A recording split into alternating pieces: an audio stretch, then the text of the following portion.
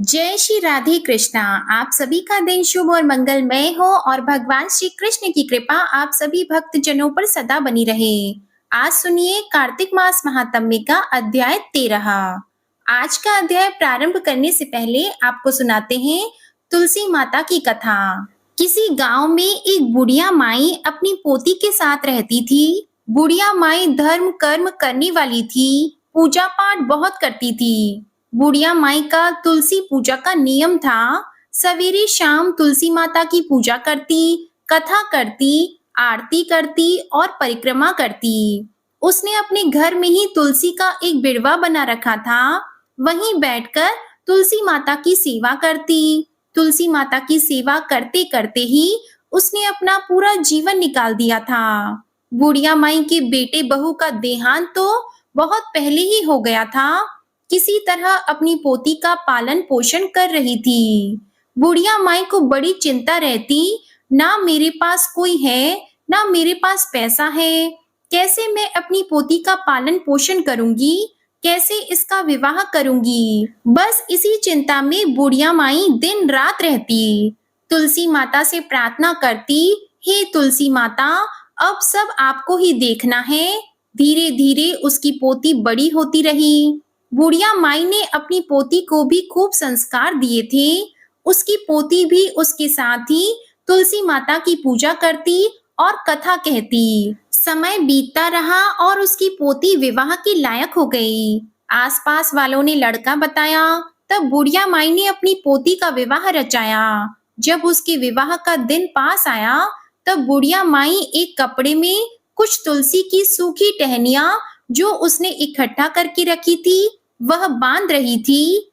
एक गठरी में उसने तुलसी की मिट्टी बांध दी, एक गठरी में उसने तुलसी के नीचे के आसपास की ईंट बांध दी। तब उसकी पोती पूछने लगी, दादी माँ, यह आप क्या कर रही हो? तो वह कहने लगी, बेटी तुझे तो पता है हम कितने गरीब हैं। मेरे पास तुझे देने के लिए कुछ भी नहीं। मेरा तो जो है सब तुलसी माता है, इसलिए मैं तुझे दहेज में तुलसी माता ही दे रही हूँ। अब तुलसी माता ही सब ठीक करेंगी। करते करते विवाह का दिन आ गया। विदाई में भी उसने तुलसी माता के पत्ते एक लोटे में भरकर अपनी पोती को देते हुए कहा, बेटी यह वही लोटा है जिसे मैंने सारी उम्र पूजा की है। अब ये लोटा मैं तुझे दे रही हूँ। तुलसी माता की पूजा कभी मत छोड़ना। जब भी तुझे कोई परेशानी आ जाए, तुलसी माता को सच्चे मन से याद कर लेना, वह तेरी मदद करेंगी। विदा होके लड़की चल दी। रास्ते में सब थक गए, सबको भूख भी लगी थी। तब एक जगह विश्राम करने सभी लोग रुके और कहने लगे कि चलो गठरी खोलकर देखते हैं, किसी में कुछ खाने का सामान होगा, उसी को खाकर अपनी भूख शांत करेंगे। लड़की को तो बड़ी चिंता हुई, क्योंकि उसे तो पता था कि किसी गठरी में खाने का सामान नहीं है। वे तो इतने गरीब थे, उसकी दादी खाने का सामान कहाँ से देती। तब उसने कहा, ससुर जी, मेरी पूजा का समय हो रहा है। मेरी तुलसी पूजा का नियम है। शाम हो गई है, संध्या की पूजा का समय है। अगर आप कहें तो मैं पूजा कर लूं, उसके बाद सबको खाना खिला दूंगी। तब उसके ससुर ने हाँ कर दी। वह गई नदी किनारे, तुलसी माता का नाम लेकर बैठ गई। लोटे में पानी रखा, तुलसी माता की कहानी कहने लगी, हे तुलसी माता, मेरी लाज रख लो। मेरी दादी को सब बुरा भला कहेंगे जब देखेंगे कि खाने पीने का कोई सामान नहीं है। तुलसी माता की पूजा करके जब वो आई, तो सब लोग कहने लगे कि आओ अब सब खाना खा लें। उसने डरते डरते गठरिया खोली, क्योंकि उसे तो पता था इसमें खाना पीना कुछ भी नहीं है। लेकिन तुलसी माता की कृपा से जो लकड़ी और ईंट और मिट्टी उसकी दादी ने गठरी में बांध कर दी थी, उन सब की साड़ी बन गई, मेवे पकवान बन गए, खूब गहने बन गए। उसने देखा तो वो बड़ी खुश हुई। उसने मन ही मन तुलसी माता का धन्यवाद किया। हे तुलसी माता, आज आपने मेरी लाज बचा ली, सबको पेट भर के भोजन करा दिया। ऐसा करते करते वो ससुराल पहुंच गई। अगले दिन सुबह उठी तो देखा सासू जी बाहर गई हैं और कुछ दाल चावल लेकर आई। और आकर खाना बना लिया। अब वह देखती है कि रोज सुबह सवेरे सासू जी बाहर जाती हैं और कुछ खाने का राशन सामान लेकर आती हैं और खाना बनाती हैं। तब एक दिन उसने पूछा कि सासू जी, आप रोज राशन लेने क्यों जाती हो? एक साथ राशन क्यों नहीं मंगा लेती? तब उसकी सास कहने लगी, बेटी, अब तू हमारे घर की सदस्य है, तुझसे क्या छुपाना। हमारे घर में खाने पीने को कुछ भी नहीं है। मैं हमारी पड़ोसन से राशन लेकर आती हूँ, तब जाकर हमारे घर में खाना मिलता है। यह सुनकर बहू को बड़ा दुख हुआ। वह पूछने लगी, सासू जी, यह सब कैसे हो गया? तब वह कहने लगी, बेटी, बहुत पहले हमारे घर में सब कुछ ठीक था, लेकिन पता नहीं क्या दोष लग गया या किसी की नजर लग गई। कारोबार में घाटा रहने लगा और अब हमारे ऐसे बुरे दिन आ गए हैं कि खाने को भी घर में कुछ नहीं है। उसने तुलसी माता की पूजा की, कथा कही और तुलसी माता से प्रार्थना करके कहने लगी, हे तुलसी माता, अब मेरा घर यही है, इस घर के सारे संकट दूर कर दो, इस घर की सारी दरिद्रता भी दूर कर दो। पूजा पाठ करके उसने लोटे का जल सारे घर में छिड़क दिया। फिर सासू जी से कहने लगी, माता जी, आज लाओ, रसोई मैं बना देती हूँ। उसने अपने लोटे के बचे हुए जल से रसोई बनाई तो 36 प्रकार के व्यंजन बन गए। सासू जी ने देखा तो बड़ी खुश हुई और पूछने लगी, यह तुमने कैसे किया? तो वह कहने लगी कि मैं तुलसी माता की पूजा करती हूँ, यह सब उन्हीं का प्रभाव है, उन्हीं की पूजा के जल से मैंने यह रसोई बनाई है। तब सासू जी कहने लगी, अगर तुलसी पूजा का इतना ही महत्व है, तुलसी की कहानी सुनने का इतना महत्व है, तो कल से हम दोनों कहानी सुना करेंगे। अब दोनों सास बहू तुलसी माता की पूजा करने लगी और कथा कहानी सुनने लगी। धीरे धीरे उनकी घर की दरिद्रता दूर होने लगी। आया कार्तिक का महीना तो बहू सास से कहने लगी, सासू जी, कार्तिक का महीना है, कार्तिक के महीने में पूजा करने का, तुलसी पूजा करने का बड़ा महत्व होता है। मैं भी अपने घर में तुलसी की पूजा करवाना चाहती हूँ। तो सासू ने कहा, हाँ क्यों नहीं, करवा लो। तब बहू ने तुलसी पूजा रख ली। सारी नगरी में भोजन का न्योता दे आई। सारे लोग सोचने लगे, कल तक तो इनके घर में कुछ भी नहीं था, दाल चावल आटा भी मांग कर लेकर जाते थे, तब जाकर खाना बनता था। आज ऐसा क्या हो गया जब पूरी नगरी को जिमा रहे हैं? जब सब ने उसकी सास से पूछा, तब सास कहने लगी, यह सब मेरे बहू के पुण्य कर्मों का फल है। मेरी बहू तुलसी माता की पूजा करती है, तुलसी माता की कहानी कहने का नियम है, उन्हीं की दया से यह सब कुछ हुआ है, उन्हीं की दया से हमारे घर की सारी दरिद्रता दूर हो गई है। तो सब कहने लगे, ऐसी कहानी तो हमें भी सुना दो। अब सास ने बहू से सबको कहानी सुनाने को कहा। बहू ने सबको तुलसी माता की कहानी सुनाई। तुलसी माता ने दया की, सब लोगों पर अपनी कृपा बनाई और सबकी घर की दरिद्रता दूर हो गई। हे तुलसी माता, जैसे आपने उस लड़की पर अपनी दया की, वैसे ही कथा कहानी कहने वाले सब पर अपनी दया बनाए रखना। बोलिए तुलसी माता की जय। अब सुनिए भगवान शालिग्राम जी की कहानी। किसी गांव में एक बुढ़िया माई रहती थी। वह शालिग्राम भगवान जी की सेवा करती थी। प्रतिदिन नियम से शालिग्राम जी की सेवा करती, उन्हें भोग लगाती। कार्तिक मास में वह गंगा स्नान का विचार करके पड़ोसन से बोली, मैं गंगा जी स्नान करने जा रही हूँ, तू मेरे शालिग्राम जी को रख ले और जब तक मैं नहीं आ जाऊं तब तक उनकी सेवा करना। यह बात सुनकर पड़ोसन बहुत ही खुश हुई कि उसे भगवान शालिग्राम जी की सेवा और पूजा का अवसर मिल रहा है।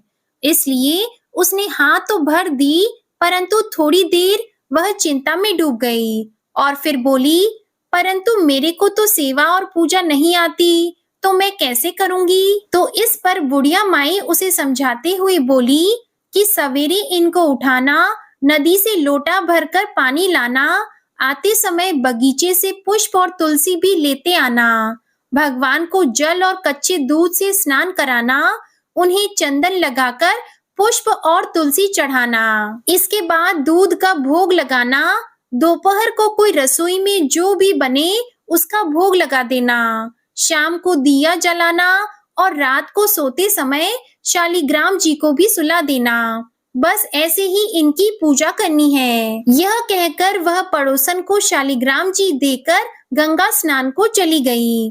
पड़ोसन बहुत उत्साह में थी। पड़ोसन ने सब कुछ बुढ़िया माई के कहे अनुसार किया। सवेरे उठते ही शालिग्राम भगवान को भी आवाज लगा दी कि भगवान उठ जाओ, सुबह हो गई है। उसके बाद पड़ोसन नदी से लोटा भरकर पानी ले आई। आते समय बगीचे से पुष्प और तुलसी भी लेती आई। भगवान को जल और कच्चे दूध से स्नान कराया। चंदन लगाकर पुष्प और तुलसी चढ़ाई। उसके बाद उसने दूध का भोग लगा दिया। अब वह खाना बनाने में लग गई। खाना बनाकर उसने भगवान को भोग भी लगा दिया। भोग लगाते समय उसने देखा कि दूध तो वैसा ही पड़ा है।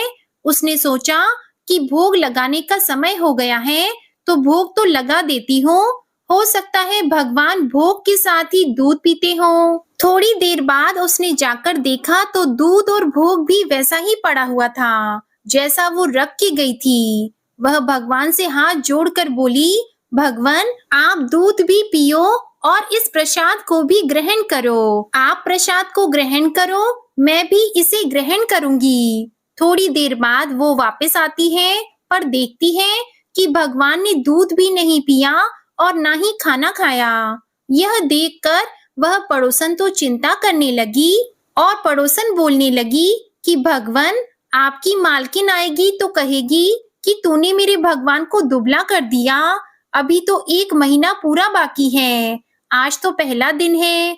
आप इस भोग को ग्रहण करो। ऐसा कहकर वह पड़ोसन भी भूखी ही बैठी रही। थोड़ी थोड़ी देर में आकर देखती रहती और भगवान से भोग लेने के लिए मनुहार करती रहती। धीरे धीरे शाम पड़ गई। भगवान शालिग्राम जी ने सोचा कि अब तो दर्शन देने ही पड़ेंगे, नहीं तो ये पड़ोसन भूखी ही बैठी रहेगी। तो भगवान छोटा सा मोर मुकुट पीतांबर धारी रूप लेकर पाटे पर जाकर बैठ गए। उन्होंने दूध भी पी लिया और भोग को भी ग्रहण किया। अब तो रोज ऐसा ही होता था। एक दिन भगवान ने कहा कि मैं गाय चरा कर आता हूँ। तो पड़ोसन बोली, थोड़े दिन ही तो रहोगे, क्यों जाते हो? पर भगवान माने नहीं। हाथ में सोने की लाठी, कंधे पर हीरे मोती का जड़ा पीतांबर डालकर गाय चराने को चले गए। शाम को गोधूली बेला में गाय लेकर वे वापस आ गए। अब तो रोज ऐसा ही होने लगा। भगवान रोज दूध पी के भोग ग्रहण करके गाय चराने चले जाते और शाम को वापस आ जाते। ऐसा करते करते कार्तिक का वह 1 महीना बीत जाता है।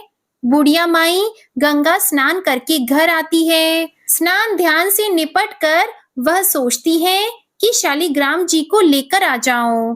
तो वह पड़ोसन के घर जाती है। पड़ोसन से बोलती है कि मेरे शालिग्राम जी मुझे दे दो। अब पड़ोसन बोलती है, शालिग्राम जी तो शाम को आएंगे, तब ले जाना। तो बुढ़िया माई शालिग्राम जी के लिए जिद करने लगी और उनके बीच में झगड़ा होने लग गया। यह देखकर वहां पर लोग इकट्ठे हो गए। तो पड़ोसन बोली कि बुढ़िया माई को समझाओ, जैसे 1 महीना निकाला वैसे शाम तक और सब्र कर ले। बुढ़िया माई तो वहां पर धरना देकर बैठ गई और बोली कि मैं तो शालिग्राम जी को लेकर ही जाऊंगी। तूने मेरे शालिग्राम जी को कहाँ छुपा रखा है, बता। पड़ोसन बार बार बोलती रही और समझाती रही कि शाम को जब शालिग्राम जी आ जाएं, तब उन्हें ले जाना। अब शाम हो गई। जब भगवान जी गाय चरा कर आए और गाय को उसकी जगह पर छोड़कर भगवान उस पड़ोसन के घर के मंदिर में विराजित हो गए। तब पड़ोसन बुढ़िया माई से बोली, अब ले जाओ तुम्हारे भगवान जी। बुढ़िया माई को भगवान जी दिखाई नहीं दिए। उसे कुछ भी समझ नहीं आया। बुढ़िया माई बोली, तू इतनी देर से क्यों मना कर रही थी? जरूर तूने ही कहीं छुपा कर रखा था। यह सुनते ही पड़ोसन को सब समझ में आ गया। खुशी के मारे आंखों से उसके आंसू बह निकले। उसने भगवान के सामने हाथ जोड़ लिए। फिर भगवान जी से बोली, हे भगवान, बुढ़िया माई को भी रूप दिखा दो, नहीं तो यह मेरे पर अविश्वास करेगी। इस तरह पड़ोसन की बात मानकर भगवान ने मोर मुकुट पीतांबर धरा, हाथ में सोने की लाठी ली और फिर बुढ़िया माई को भी दर्शन दिए। बुढ़िया माई देखकर भौचक्की रह गई और कांपने लगी और उसकी आंखों से भी झरझर आंसू बह निकले।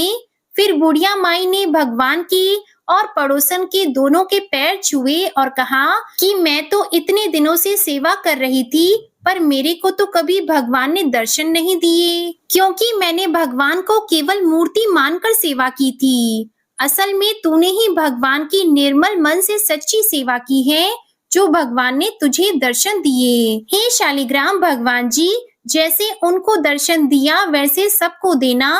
कथा अधूरी हो तो पूरी करना, पूरी हो तो मान रखना।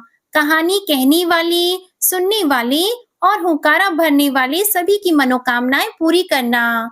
प्रेम से बोलिए शालिग्राम भगवान जी की जय। अब सुनिए आज का कार्तिक मास महात्म्य। इससे पहले के वृतांत में आपने सुना था कि किस प्रकार देवर्षि नारद ने राजा पृथु को सभी वेदों के बारे में बताया, जो कि समुद्र में जाकर छिप गए थे। अब अहोई अष्टमी पूजन, एकादशियों, कार्तिक मास और प्रयागराज की महिमा का वर्णन सुनने के बाद महाराज पृथु ने देवर्षि नारद से कहा, हे देवर्षि, आप अब भक्त वत्सल भगवान की पूजा का विधि विधान बताने की कृपा कीजिए। तब नारद जी बोले, हे राजन, एक पुरातन इतिहास कहता हूँ, सो ध्यान लगाकर सुनो। अत्यंत प्राचीन समय की बात है। कांतिपुर में चौल नाम का एक राजा राज्य करता था। उसके राज्य में समस्त प्रजा सुखी थी। कोई भी दरिद्र, पीड़ित या दुखी नहीं था। राजा के नाम पर उस देश का नाम चौल देश रखा गया। एक बार वह राजा मूल्यवान मणि मुक्ता द्वारा भगवान की पूजा करके वही मंदिर में बैठा हुआ था। उसी समय विष्णु शर्मा नामक एक ब्राह्मण ने आकर तुलसी दल और जल से भगवान की पूजा की। उसके तुलसी पत्रों से राजा की पूजा के मणि मुक्ता आदि ढक गई। यह देखकर राजा ने क्रोधित होकर ब्राह्मण से कहा, हे विष्णु शर्मा, तुमको पूजा का कुछ भी ध्यान नहीं है। मणि मुक्ता से की गई मेरी पूजा की शोभा को तुमने तुलसी दलों से ढककर समाप्त कर दिया है। राजा के अहंकार में भरे हुए ये कटु वचन सुनकर विष्णु शर्मा ने कहा, हे राजन, अभिमान के वशीभूत होने के कारण आप भगवान की पूजा के बारे में कुछ नहीं जानते। ब्राह्मण के ये वचन सुनकर राजा और भी क्रोधित हो गया और कहने लगा, हे ब्राह्मण, तुम दरिद्री हो, इस कारण तुम भगवान की पूजा को क्या जानो? क्या तुमने कभी भगवान का कोई मंदिर बनवाया या कोई यज्ञ आदि किया? अगर यही बात है तो मैं देखता हूँ कि भगवान की भक्ति करके पहले तुम स्वर्ग में जाते हो या मैं जाता हूँ। ऐसा कहकर राजा ने गुंगल ऋषि को आचार्य बनाकर बड़े बड़े यज्ञ आरंभ कर दिए। साथ ही ब्राह्मणों को बहुत सा द्रव्य दान देने लगा। परंतु विष्णु शर्मा सदा की भांति माघ और कार्तिक मास के व्रत, तुलसी वनों का रोपण और ओम नमो भगवते वासुदेवाय मंत्र का सतत जप करते हुए भगवान की पूजा अर्चना करता रहा। वह उठते बैठते, चलते फिरते हर समय भगवान का स्मरण और कीर्तन करता रहता। कार्तिक मास में एक दिन उसने जैसे ही रसोई तैयार करके रखी थी कि कोई भोजन उठाकर ले गया। इसके बाद तो उसने व्रत भंग होने के भय से पुनः रसोई ही नहीं बनाई और भगवान का भजन करते हुए भूखा ही सो गया। दूसरे दिन फिर रसोई बनाई, फिर भोजन परोसा। जैसे ही भगवान को भोग लगाने लगा कि फिर कोई भोजन उठाकर ले गया। लगातार 7 दिनों तक ऐसा ही होता रहा और इस प्रकार विष्णु शर्मा को निराहार 7 दिन बीत गए। विष्णु शर्मा अब भूख के मारे अत्यंत व्याकुल हो रहा था, परंतु सत्संग का समय भंग ना हो जाए इस भय से उसने किसी भी दिन दूसरी बार रसोई तैयार ही नहीं की।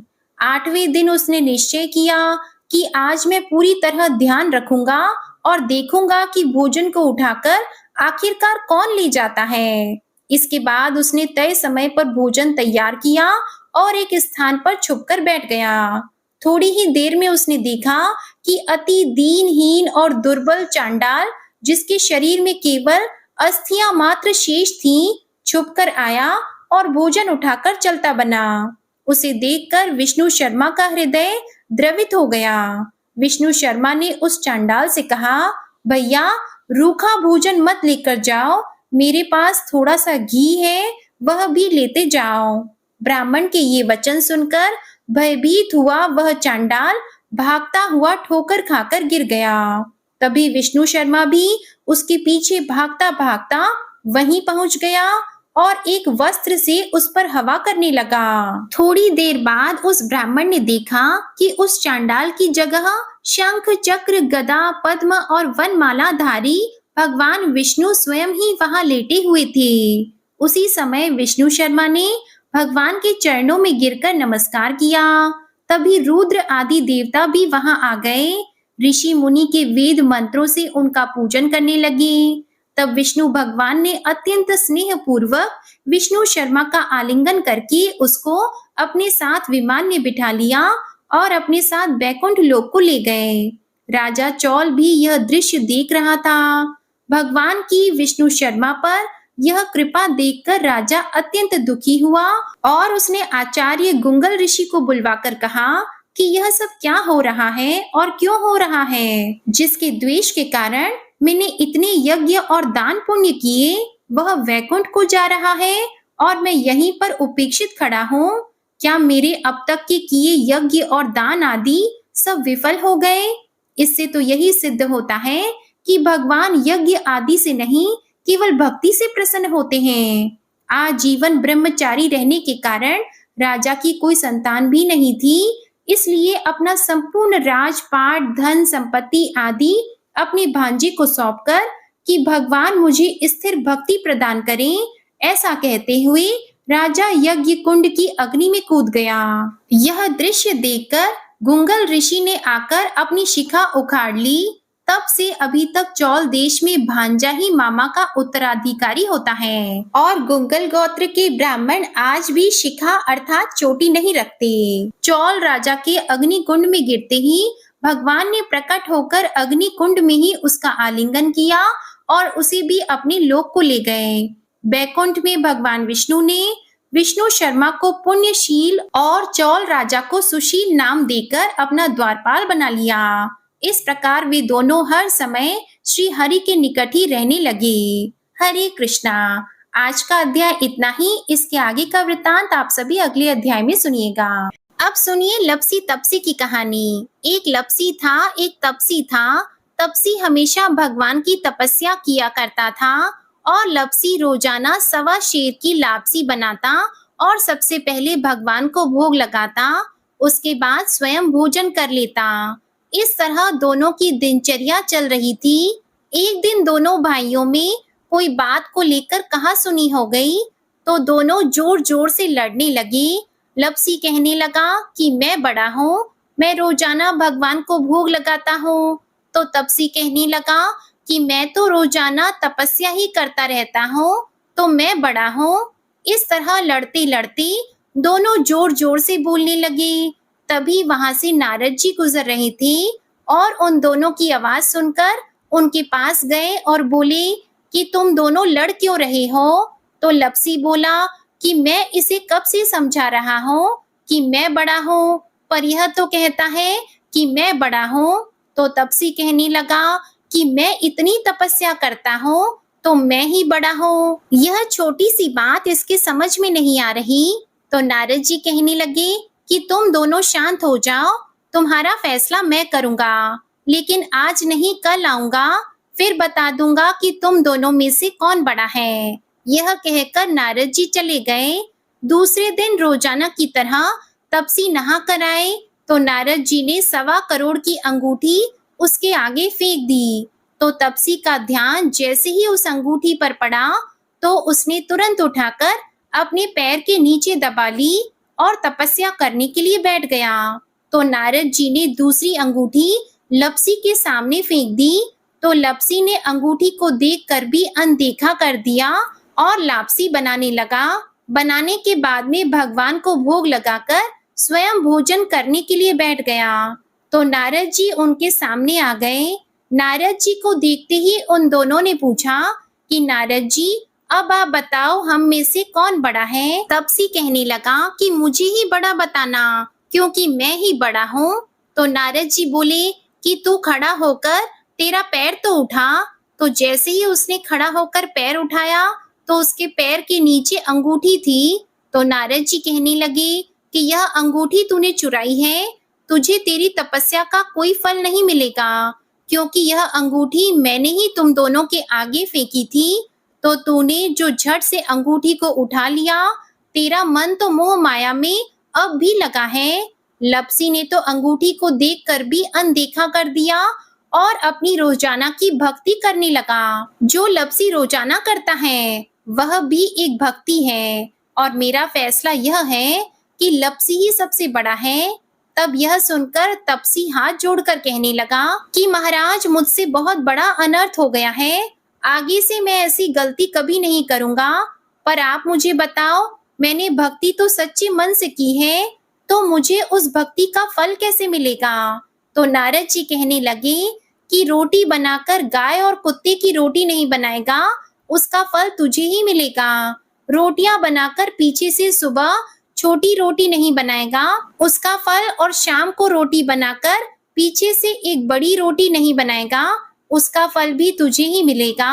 ब्राह्मण को भोजन करवाकर दक्षिणा नहीं देगा, तो वह फल भी तुझे ही मिलेगा। सूट साड़ी अगर हम किसी को दें तो उसके ऊपर दक्षिणा स्वरूप अगर कुछ रुपए नहीं देंगे तो उसका फल भी तुझे ही मिलेगा।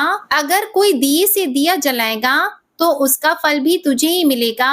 व्रत रखकर अगर कोई सारी कहानी सुन ले लेकिन तुम्हारी इस लपसी तपसी की कहानी को नहीं सुनेगा तो उसका फल भी तुम्हें ही मिलेगा। तो इस तरह का आशीर्वाद पाकर तपसी बड़ा ही प्रसन्न हुआ। कहा जाता है कि उसी दिन से हर व्रत कथा के बाद में लपसी तपसी की कहानी जरूर सुननी चाहिए। कहानी सुनने के बाद में कहना चाहिए कि लपसी का फल लपसी को मिले, तपसी का फल तपसी को मिले। हमारी कहानी का, हमारे व्रत का और हमारे पूजा पाठ का पुण्य फल हमें मिले। अब आप बड़े ही प्रेम से सुनिए शालिग्राम भगवान जी की आरती। शालिग्राम सुनो विनती मेरी, यह वरदान दया कर पाऊं। प्रातः समय उठी मंजन करके, प्रेम सहित स्नान कराऊं। चंदन धूप दीप तुलसी दल, वर्ण वर्ण के पुष्प चढ़ाऊं। शालिग्राम सुनो विनती मेरी, यह वरदान दया कर पाऊं। तुम्हारे सामने नृत्य करूं नित्य, प्रभु घंटा शंख मृदंग बजाऊं। शालिग्राम सुनो विनती मेरी, यह वरदान दया कर पाऊं। चरण धोय चरणामृत लेकर, कुटुंब सहित बैकुंठ सिधारूं। शालिग्राम सुनो विनती मेरी, यह वरदान दया कर पाऊं। जो कुछ रूखा सूखा घर में, भोग लगा कर भोजन पाऊं। शालिग्राम सुनो विनती मेरी, यह वरदान दया कर पाऊं। मन वचन कर्म से पाप किए, जो परिक्रमा के साथ बहाऊं। शालिग्राम सुनो विनती मेरी, यह वरदान दया कर पाऊं। ऐसी कृपा करो मुझ पर, जम के द्वारे जाने न पाऊं। शालिग्राम सुनो विनती मेरी, यह वरदान दया कर पाऊं। माधो दास की विनती यही है, हरिदासन को दास कहाऊं। शालिग्राम सुनो विनती मेरी, यही वरदान दया कर पाऊं। बोलिए शालिग्राम भगवान जी की जय। अब सुनिए श्री तुलसी चालीसा। जय जय तुलसी भगवती, सत्यवती सुखदानी। नमो नमो हरि प्रेयसी, श्री वृंदा गुण खानी। श्री हरि शीश बिरजनी, देहो अमर वर अम्ब। जनहित है वृंदावनी, अब न करहु विलंब। धन्य धन्य श्री तुलसी माता, महिमा अगम सदा श्रुति गाता। हरि के प्राण हो से तुम प्यारी, हर ही हेतु कीन हो तप भारी। जब प्रसन्न है दर्शन दीन हो, तब कर जोरी विनय उस कीन हो। हे भगवंत कंत मम होहु, दीन जानी जन छाड़हु छोहु। सुन लक्ष्मी तुलसी की बानी, दीन हो शाप कद पर आनी। उस अयोग्य वर मांगन हारी, हो विटप तुम जड़ तनुधारी। सुनी तुलसी ही शप्यो तेहि ठामा, करहु वास तुहु नीचन धामा। दियो वचन हरि तब तत्काला, सुनहु सुमुखी जनि होहु बिहाला। समय पाई वो द्रौपदी तोरा, पूजी हो आस वचन सत मोरा। तब गोकुल महा गोप सुदामा, तासु भई तुलसी तू बामा। कृष्ण रास लीला की माही, राधे शक्यो प्रेम लखी नाही। दियो शाप तुलसी तत्काला, नरलोकी तुम जन्महु बाला। या गोप वह दानव राजा, शंख चूड़ नामक शिर ताजा। तुलसी भई तासु की नारी, परम सती गुण रूप अगारी। अस द्वे कल्प बीत जब गयऊ, कल्प त्रेत जन्म तब भयहु। वृंदा नाम भयो तुलसी को, असुर जलंधर नाम पति को। करि अति द्वंद अतुल बल धामा, लीन्हा शंकर से संग्रामा। अब निज सैन्य सहित शिव हारे, मरहि न तब हर हरि ही पुकारे। पतिव्रता वृंदा थी नारी, को न सके पति ही संहारी। तब जलंधर ही भेष बनाई, वृंदा ठिग हरि पहुँचियो जाई। शिव हित लहि करी कपट प्रसंगा, कियो सतीत्व धर्म तो ही भंगा। भयो जलंधर कर संहारा, सुनी और शोक उपारा। तिहि क्षण दियो कपट हरि तारी, लखी वृंदा दुख गिरा उचारी। जलंधर जस हत्यो अभीता, सोई रावण तस हरि सीता। अस प्रस्तर सम हृदय तुम्हारा, धर्म खंडी मम पति ही सहारा। यही कारण लही शाप हमारा, होवे तनु पाषाण तुम्हारा। सुनि हरि तुरत ही वचन उचारे, दियो शाप बिना विचारे। लखियो न निज कर तूति पति को, छलन चाहियो जब पार्वती को। जड़मति तो अस हो जड़ रूपा, जगमह तुलसी विटप अनूपा। धग्व रूप हम शालिग्रामा, नदी गंड की बीच ललामा। जो तुलसी दल हम ही चढ़ी है, सब सुख भोगी परम पद पई है। बिनु तुलसी हरि जलत शरीरा, अतिशय उठत शीश उर पीरा। जो तुलसी दल हरि शिर धारत, सो सहस्त्र घट अमृत डारत। तुलसी हरि मन रंजनिहारी, रोग दोष दुख भंजनिहारी। प्रेम सहित हरि भजन निरंतर, तुलसी राधा में नाही अंतर। व्यंजन हो 56 प्रकारा, बिन तुलसी दल न हरि प्यारा। सकल तीर्थ तुलसी तरु छाही, लहत मोक्ति जन संशय नाही। कवि सुंदर एक हरि गुण गावत, तुलसी निकट सहस गुण पावत, बसत निकट दुर्वासा धामा, जो प्रयास ते पूर्व ललामा, पाठ करहि जो नित नर नारी, होहि सुख भाषहि त्रिपुरारी। तुलसी चालीसा पढ़ी तुलसी तरु ग्रह धारी, दीप दान कर पुत्र फल, पावहि बंद्यहु नारी। सकल दुख दरिद्र हरिहार, है परम प्रसन्न, आशी धन जन लड़हि ग्रह, बसहि पूर्ण अत्र। लाहि अभिमत फल जगत, मह लाहि पूर्ण सब काम, जेई दल अर्पहि तुलसी तहाँ, सहस बसहि हरि राम। तुलसी महिमा नाम लख, तुलसी ही सूत सुख राम, मानस चालीसा रचियो जग, मह तुलसी दास। तुलसी चालीसा समाप्त। प्रेम से बोलिए तुलसी माता की जय। अब आप सुनिए तुलसी माता की आरती। तुलसी महारानी नमो नमो, हरि की पटरानी नमो नमो, तुलसी महारानी नमो नमो, धन तुलसी पूरण तप कीनो, शालिग्राम बनी पटरानी नमो नमो, तुलसी महारानी नमो नमो, हरि की पटरानी नमो नमो। जाकी पत्र मंजरी कोमल, श्रीपति कमल चरण लपटानी नमो नमो, तुलसी महारानी नमो नमो, हरि की पटरानी नमो नमो।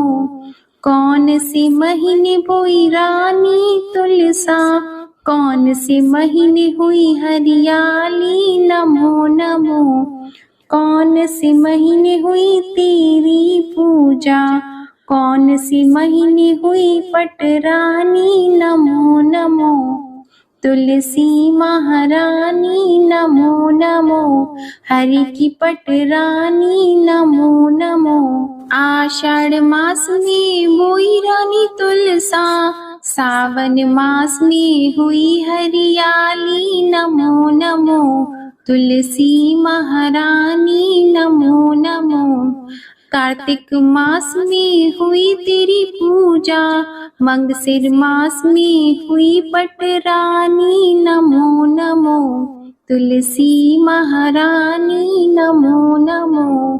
धूप दीप नैवेद्य आरती, पुष्पन की वर्षा बरसानी नमो नमो, तुलसी महारानी नमो नमो। 56 भोग 3600 व्यंजन, बिन तुलसा हरि एक न मानी नमो नमो, तुलसी महारानी नमो नमो। जो तुलसी को सवेरे गाए, श्री कृष्ण के दर्शन पाए नमो नमो, तुलसी महारानी नमो नमो।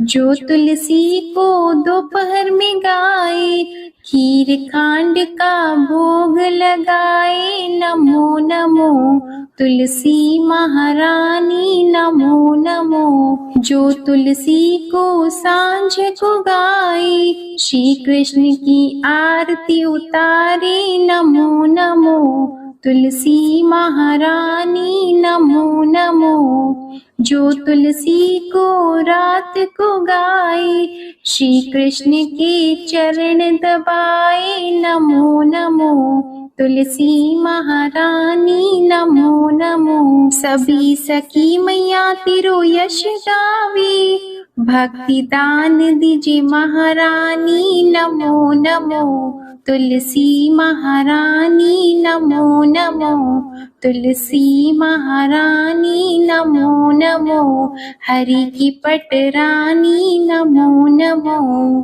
प्रेम से बोलिए श्री तुलसी माता की जय। भगवान श्री विष्णु जी की जय। शालिग्राम भगवान जी की जय।